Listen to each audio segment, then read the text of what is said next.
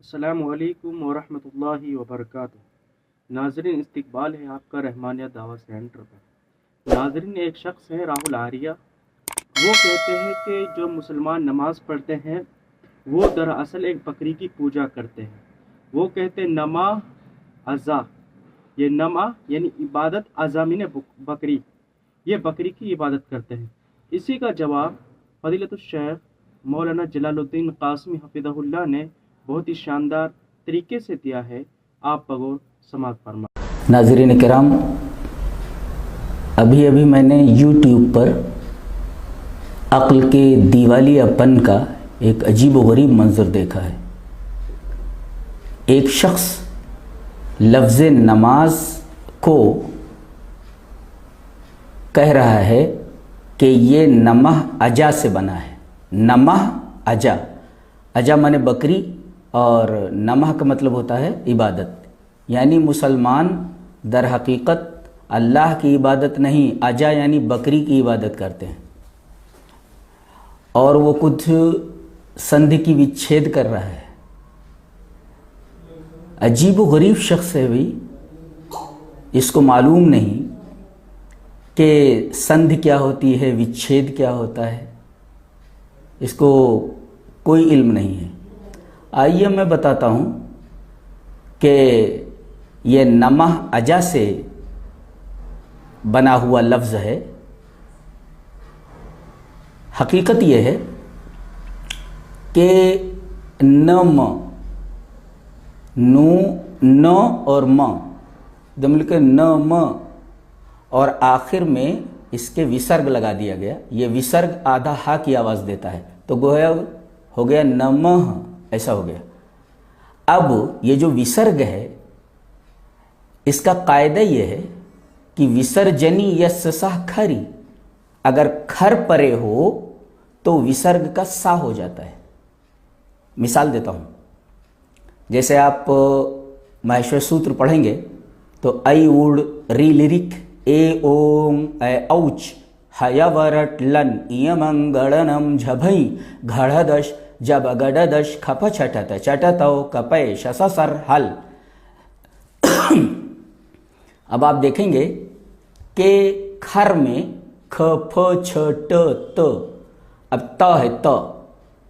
अब अगर विसर्ग के बाद ये ता आ जाता है मसलन, तो ये विसर्ग जो है ये जो सा से बदल गया है, अब चूंकि आधा हा की आवाज देता है लिहाजा आधा सा हो जाएगा। जैसे नमस्ते, असल में तो नमहते, तो ता ये खर में आता है, लिहाजा नमस्ते हो गया। ये विसर्ग जो आधा हा की आवाज देता था, अब चूंकि ये सा से बदल गया तो ये आधा हा की आवाज देता तो आधा सा से बदल जाएगा। लिहाजा नमस्ते लिखते वक्त आधा सा को लिखेंगे, नमस्ते। और ते क्या हुआ, ते माने तुझको, जैसे त्वम त्वम त्वा तोया तुभम ते त्वत्तौ ते तोई। तो अब ये देखिए ते, ते माने तुझको, तो ताजीम तुझको, ये तर्जुमा होगा। अब हम ये देख रहे हैं कि नमह के बाद अ जो है अज, ये अ जो है ये खर में आता ही नहीं है, खर में नहीं आता। तो अब इसमें पहला सूत्र अप्लाई होगा, पाणिनि सूत्र। वो सूत्र क्या है, विसर्जनीय सह खरी। अब क्या हो गया, नमस अजा, बराबर है। अब दूसरा सूत्र अप्लाई होगा, सजुषो रू। अब ये सा जो है सजुषो रू के कायदे से ये रू से बदल जाएगा, तो क्या हुआ, ये नम रू अजा, बराबर है। अब उसके बाद ये रू जो है, अब इस पर तीसरा सूत्र अप्लाई होगा, अतोरो रपलुता दपलुते। विसर्ग से पहले अपलुत आ हो और विसर्ग के बाद अपलुत आ हो तो वो रू ऊ से बदल जाता है, तो हो गया नम ऊ अजा। अच्छा, अब हम ये देख रहे हैं कि ऊ के बाद आ है, तो अब इस पर चौथा सूत्र अप्लाई होगा, इको यड़ची, यानी ऊ प्लस आई इज इक्वल टू वा। जैसे एक गीता के श्लोक में है कि मया ततमिदं सर्वं जगदव्यक्तमूर्तिना मत्स्थानि सर्वभूतानि न चाहं तेषवस्थितः। अब आप देख रहे हैं असल में तेषु है, वो तेषु तो आखिर में ऊ है, छोटा ऊ, जैसे सह तौते तम तौतान तेन ताभ्याम तय तस्मै ताभ्याम तय तस्मात् ताभ्याम तय तस् तय तेषाम तस्मिन् तय तेषु, तो तेषु उनमें, और उसके बाद अवस्थित, तो ऊ के बाद आ है, तो ऊ प्लस अ इज इक्वल टू वा।